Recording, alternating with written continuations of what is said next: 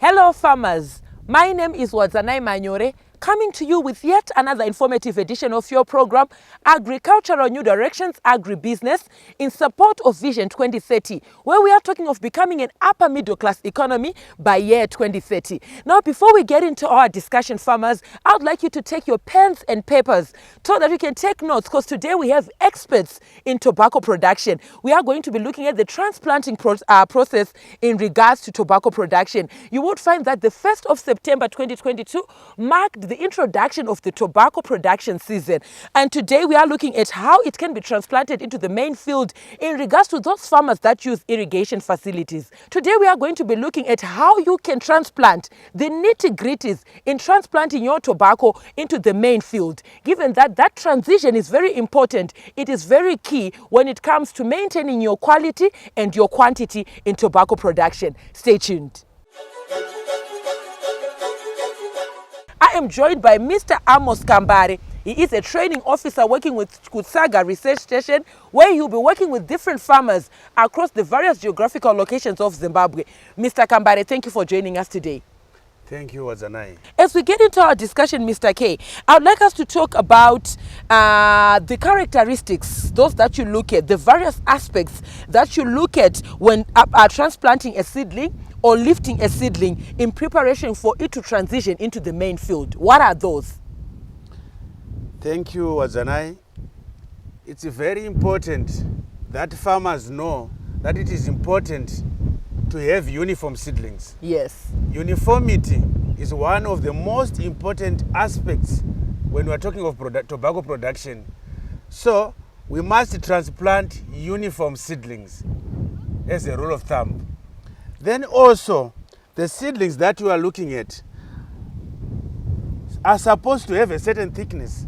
Usually, we refer it as pencil thickness. That's the ideal thickness that you use, which is around 1 millimeter or so. But we refer it as pencil thickness. Okay. Then also, there is the issue of height. The height is also important. The height is supposed to be 15 to 20 centimeters. But when you are using float tray seedlings for transplanting, you can even transplant seedlings which are about 12 centimeters in height. They are transplantable when you are using float seedlings. Ideal seedlings are supposed to be pest and disease free. Okay. So you have to make sure that before you transplant your seedlings, they are pest and disease free. Another important issue is the number of leaves. Okay. Remember, even if you take the seedlings to the field, you are also going to talk about the leaves. So the seedlings must have 8 to 10 leaves. Okay. Yes, below the bud. So 8 to 10 leaves. If it exceeds 10 leaves, then it means you are also reducing the yield potential of the crop. Because some of the leaves that you are now having in the seedbed are supposed to be produced in the field. So they are supposed to be 8 to 10 leaves in the seedbed. Then you must also have to look at the root system. Okay. We need a seedling with a robust root system. So when you are pulling the seedlings, even in the conventional system, try to pull the seedlings without damaging the roots. So they must be well watered before you pull them, so that when you're pulling them, they must have a lot of soil around the roots to protect the roots. Okay. The seedlings must be well clipped. Remember, when you transplant them, if they have got very big leaves, those leaves will contribute to moisture stress. Oh, okay. As they are used by the plants for transpiration, they will transpire. So the plants will lose more water than they are taking from the soil. Then they will wilt quickly. So you have to make sure that they are well clipped. Okay. So that they won't suffer much from the transplanting shock. Then it is also important to note that seedlings must be treated with triadamino at least 48 hours before pulling. Oh, okay. Triadamino is one of the most important chemicals that should be applied before transplanting. Why? Because it protects seedlings from sortion. And sortion can even kill the plants within 2 weeks of transplanting. So you end up having a lot of gap fillings if you don't treat your seedlings with triadamino at least 48 hours before pulling. But triadamino is effective for 2 weeks. It is effective for 2 weeks. Okay. But I understand most farmers think it is applied 48 hours before pulling, but it is applied at least 48 hours before pulling. But it is effective for 2 weeks. Okay. If you don't transplant those seedlings within 2 weeks of triadamino application, you are supposed to apply another half rate of the same chemical so that it becomes effective. Okay. Then when you are pulling the seedlings, we have to minimize damage. It's very important that we protect even the roots from the sun. So after pulling, you can put the seedlings in a shed when you are waiting for transportation of the seedlings to the field, and try to make sure that they are in the shed so that you do not transplant wilted seedlings. Okay. Mr. K, still on that, the issue of transplanting and pulling out the seeds. I understand that we have farmers who are also using the conventional system of seedbed preparation. At the same time, we are here where we have the float tray system. Are there any differences that you might want to highlight, or any similarities when it comes to the pulling of the seedlings or the transplanting process? There are some differences. Like, the biggest difference is when you are doing float tray system, your seedlings are always floating in water. Yes. So they are always turgid. Okay. Remember? Then when you are in the conventional system, the hardening process also includes moisture stress. So before you put those seedlings, the conventional one, you have to make sure that they are turgid before you put them. Okay. By watering them 2 to 3 days before Transplanting or pulling out. Yes, so that they become turgid. Okay. Before you transplant them. Still on that, Mr. Kambare, you spoke of the issue surrounding turgidity, highlighting that in conventional systems you would find that you have to harden the seeds, the seedling, that is depriving them of water. But here we have seedlings that are floating upon water. So how do you harden the float tray system? How is the hardening process? Hardening process in both systems has got the same concept. Okay. Hardening needs that nutrient stress. It's but not just water. Water is used to remove the nutrients from the system. Okay. And in the float tray system, when you are hardening, you don't plant the hardening. It's automatic. Okay. Remember, when you are replenishing the water, you are neutralizing or diluting the nutrients. And when you are clipping, you are removing the nutrients which are in the system. So gradually, the plants will lose the nutrients and start to turn their color from that green, dark green color to light green or palish color. Okay. Now, Mr. Kambamari, Mr. K, the essence of this program is business finance and production economics in tobacco production. You would find that there are high mortality rates that farmers can incur when it comes to the field. How can farmers work looking at handling of the seedlings after pulling them out? How can farmers work, or those factors that farmers need to take cognizance of to protect their seedlings? Because that's the tobacco that we are going to be looking at, Kumunda. How can they reduce mortality rates, aligning it to handling of the seedlings? Yeah. Wadzanai, that's a very good question. But you know, that question comes back to hardening. Okay. Because if you transplant seedlings which has a lot of nutrients in the system, they will require more water in the field. Okay. Because those nutrients require some moisture for them to be utilized by the plant. Okay. So we didn't finish about the conventional system, how to harden. It will turn us back then. Okay, you can Right? take it from there. Okay, so when you're hardening the conventional system, in float we said it's automatic. In conventional, it's like before you withdraw your irrigation, you have to leach the nutrients first, Okay. so that the plants lose much of the nutrients which are in the system.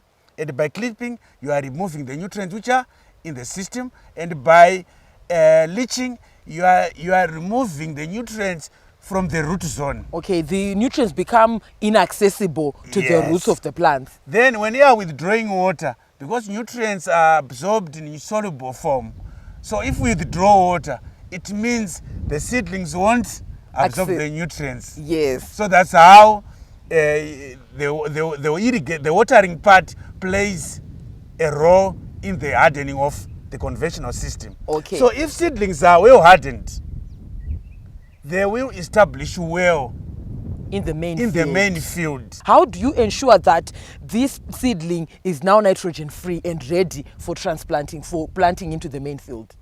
Right. You can test for hardening. Okay. Like this seedling here is staged. Do you Okay. agree? Yes, it is. And also the color, it's light in color, meaning it's no longer having its original color. The So you deep can green. test by rolling the seedling around your finger. If it doesn't snap, then it means it's well hardened. Okay. This seedling planted with 5 liters of water Per station. per station, that 5 liters is enough to keep this seedling alive for 4 to 5 weeks without any irrigation. Okay. Yeah. Thank you so much, Mr. K. There you heard it, viewers. We're talking of hardening of the seedlings. We're going to go on a short commercial break. We'll be right back with this and more in the second segment. Stay tuned.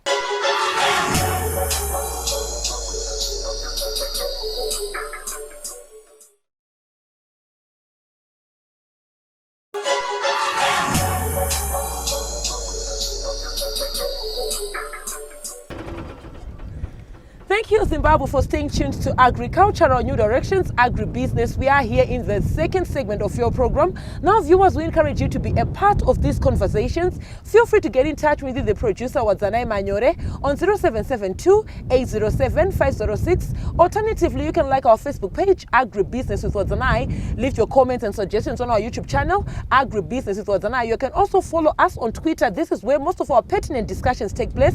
It's at Agribusiness 110. We are now in the second segment of your program, Agricultural New Directions in support of Vision 2030, where we are looking at the transplanting of seedlings from the flow tray system into the main field. Mr. K, we are now in the main field. Can you take us through the activities in general as a brief introduction? Yeah, thank you, Wadzanai. We pulled our seedlings from the seedbed. They are now in the shed, awaiting transplanting. Transplanting is in progress. Most of the operations that are required for transplanting, in preparation of transplanting, have been done. As you can see, there's a fine seedbed. Walling out was done, and other soil conditioners were already applied. And our transplanting team is already doing the operation, as you can see In our background. Yes. Thank you so much, Mr. K. I would like to leave it here and get to our field officer who's going to be taking us through the various processes that are incorporating in transplanting the seedlings. Thank you for joining us. Thank you so much, Wadzanai. Welcome. Thank you, Zimbabwe, for staying tuned to Agricultural New Directions, Agribusiness in support of Vision 2030. At this point in time, I am joined by the technical officer, Mr. Stuart Sanjani, who is leading the team in our background that is transplanting our tobacco seedlings that were obtained from the float tray seedbed. Vasanjani ndokuchingamidza pachirongwa. Tichipinda muchirongwa chedu ndiri kuona tine madzimai nevarume vari kushanda vari kumashure kwedu vari kutransplant maseedling abva kumafloat tray systems uko. Zvamungataura zviri kuitwa pari zvino ndezvipi? Mabasa api avari kubata kuensure kuti maseedlings edu achararama mumunda? Chokutanga ndingati regai nditsanangurire nemamiriro akaita munda. Munda unoyu takaisa sanyembi inove manyowa. Taisa sanyembi takadhiska. Tapedza kudhiska ndobva tarima deep plow 30 cm deep. Tapedza ndokubva taisa mariji. Taisa mariji ndo amuri kuona aya. Taisa mariji kudaro mukabata kana pasi munoona kuti pane unyoro uripo. Pakatota our soil is kureva kuti water table mvura yepasi neyatakadiridza zvakabatana. Tabva ipapo izvi zvinotibatsira kana tichiendapo pari kuiswa mvura apo. Vari kuisa 5 liters mugomba kuti ibatane neunyoro uwo. Alright. Wamuri kuona uyu. Unozoita iwo kuti mbeu dzedu dzabva kuma float trays dzibate dzisatambure mvura. Tisati ipapo tabva kuisa mvura tine mishonga yatinoshandisa nokuti muvhumu mune makonye. Pamishonga ipapo tichipapo Sanjani, mishonga iyi ndeipi uye iri kurapira zvipi? Mishonga iyi wokutanga unonzi chlorpyrifos. Mushonga uyu unouraya makatworm, gonye rinonzi cutworm, unouraya rimwe rinonzi stingbug, false wireworm, unouraya rimwe rinonzi white grub. Alright. Watsap. Okay. Pari panyaya dzemafertilizer, makaisa mafertilizer akadi either pagomba pastation kana kuti hekta rose, pari pagomba mamuri kuisa cup nambani yefertilizer ipi? Pari zvino tiri kuisa makapu maviri manamba 16 cup. Alright. Cup kuside zvinove 32 grams. Alright. Then pakudyara pamuri kuita ndezvipi zvamuri kutarisa? Ndinonzwisa kuti tine mawaita edu vari kufamba vachidonhedzera mbeu. Ndezvipi zvavanotarisa kurakidza kuti iyi mbeu yakasvika ine hutano? Ndezvipi zvavari kutarisa? Chinoitika ndechekuti avo vari kudyarawo vari kutarisa utetepa wembeu. Mbeu dzedu dzinofanira kunge dzakareba 12 cm. Kanenge kari katete kupfuura apo vanotora kodzokera kumafloat trays. Alright. Okay. Tinodzorera kumafloat trays. Okay. Mukupendera kwatiri kuita segment redu ndezvipi zvamungada kutaura? Ndiri kunzwisa kuti muri kushanda netimu iri kumashure. Ndezvipi zvamungada kutaura? Tine varimi vari kupinda mumadiridziro. Imi muri pano paresearch station mune unyanzvi nekuwana mazvikokota pakudyarwa kwefodya iyi. Ndezvipi zvamungataurira varimi vari kumusha, vari kukaroi, vari mumarondera muno, vari munana Brumlum, vari kupinda munyaya dzemadiridziro sezvamuri kuita izvi? Tiri kuti vose vari kutarisira kupinda mufodya yemadiridziro, chokutanga ngavangwarire, ngavagadzire minda yavo nguva ichiripo. Kumadiridziro kunoita kuti murimi ashaine, adade, nokuti ane mvura yekuti adiridze asati aisa geju. Kunove kuchengetedza unyoro pasi. Tabva ipapo sezvamuri kuona izvi tiri kutoti isusu zviri kutotiitira dai vamwe varimi vadiki vanga vachiitawo zvinhu zvakangofanana nezvatiri kuita. Mvura ndo musimboti wokuti mvura yemadiridziro ibate ipe gohu rakangwarira. Maita basa Vasanjani nekuya pachirongwa. Tinotenda nemashoko enyechenjedzo kuvarimi vari kunze uko. Mazvita. Tatenda nenivo.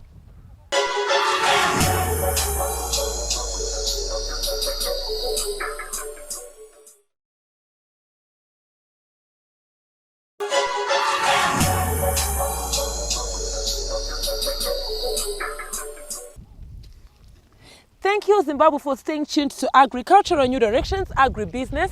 We are here in the third and final segment of your program, where we are looking at tobacco planting, the irrigated crop. Stay tuned. We are looking at nematodes that can be a nuisance when it comes to producing tobacco here in Zimbabwe. To discuss this and more, I am joined by Tafadzwa Mahere. He is a plant nematologist here at Kutsaga Research Station. Tafadzwa, thank you for joining us today. Thank you very much, Wadzi, and welcome once again, viewers. I'd like us to talk about how can a farmer identify the nematodes within a field, and what are the ills that come with nematodes in terms of how do they contribute negatively to the proper growth or to the yield of tobacco for our Zimbabwean farmers. All right, thank you very much, Wadzi. to the growers, I would say there are not very many above ground symptoms that you can use to actually diagnose a nematode problem in the field. Okay. The major diagnostic feature is usually on the roots. Okay. Nematodes, especially the root knot nematodes, which are most economically important to tobacco, cause damage on the roots by producing what we call root knots. Yes. Or galls that stop the absorption of nutrients and water, which is crucial for the plant growth.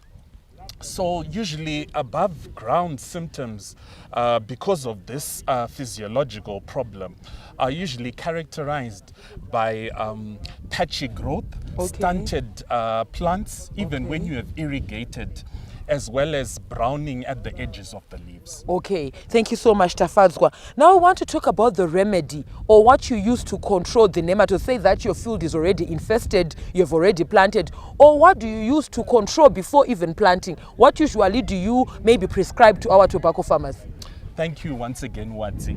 It is important to collect a soil sample and be able to measure the nematode population in your field. This practice starts the previous season, prior to the season that you want to plant your tobacco. One is expected to collect a soil sample in the same manner that you'd collect the same for fertilizer or lime recommendations.